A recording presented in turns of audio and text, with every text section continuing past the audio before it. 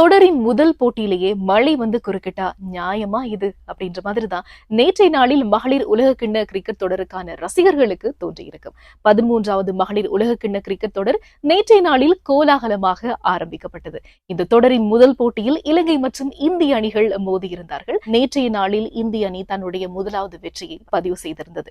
நாணய சுழற்சியில் வெற்றி பெற்றது இலங்கை அணி. ஆனாலும் பந்து வீச்சை தெரிவு செய்து துடுப்படுத்தாடும்படி இந்திய அணியை பணித்திருந்தார்கள். இதற்கமைய ஆரம்பத்தில் துடுப்படுத்த ஆடிய இந்திய அணி ஆரம்பத்துல கொஞ்சம் நல்லா விளையாடினாலும் மழை குறுக்கிட்ட பிறகு அவங்களுடைய போட்டியினுடைய போக்கு மாறிவிட்டது.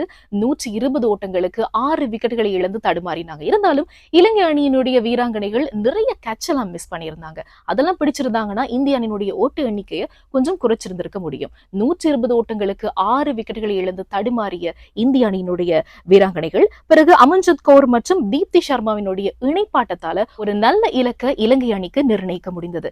269 ஓட்டங்களை பெற்றுக்கொண்டாங்க.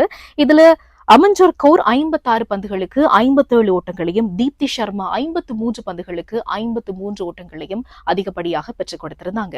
பந்து வீச்சை பொறுத்த வரைக்கும் இலங்கை அணி சார்பில் இனோகா ரணவீர 4 விக்கெட்டுகளை கைப்பற்றியிருந்தார். 9 ஓவர்களை வீசி 46 ஓட்டங்களை விட்டுக் கொடுத்து இந்த 4 விக்கெட்டுகளை கைப்பற்றிக் கொடுத்தது இலங்கை அணிக்கு பெரும் பலமாக இருந்தது. டக்வர்த் லூயிஸ் முறைப்படி 271 ஓட்டங்களை பெற்றால் வெற்றி என்ற இலக்கு இலங்கை அணிக்கு நிர்ணயிக்கப்பட்டது.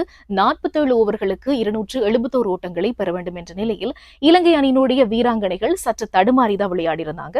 அணி தலைவி சமரி அத்தப்பத்து 47 பந்துகளுக்கு 43 ஓட்டங்களை அதிகப்படியாக பெற்றுக் கொடுத்திருந்தார். இதனை அடுத்து 211 ஓட்டங்களுக்கு இலங்கை அணி சகல விக்கெட்டுகளையுமே இழந்திருந்தது.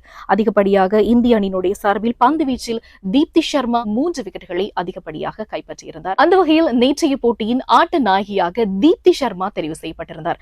பந்து வீச்சில் 3 விக்கெட்டுகளை கைப்பற்றியிருந்தார். துடுப்பாட்டத்தில் 53 பந்துகளுக்கு 53 ஓட்டங்களை அதிகப்படியாக பெற்றுக் கொடுத்திருந்தார். இதற்கமைய நேற்றைய போட்டியின் ஆட்ட நாயகியாக தீப்தி சர்மா தெரிவு செய்யப்பட்டார். இன்று 2வது போட்டி நடைபெற காத்திருக்கின்றது. ஆஸ்திரேலியா மற்றும் நியூசிலாந்து அணிகளுக்கு இடையிலான போட்டி இன்று மாலை 3 மணிக்கு ஆரம்பமாகும். அந்த போட்டி தொடர்பான முழு விவரங்களோடு நாளை உங்களை சந்திக்கின்றேன்.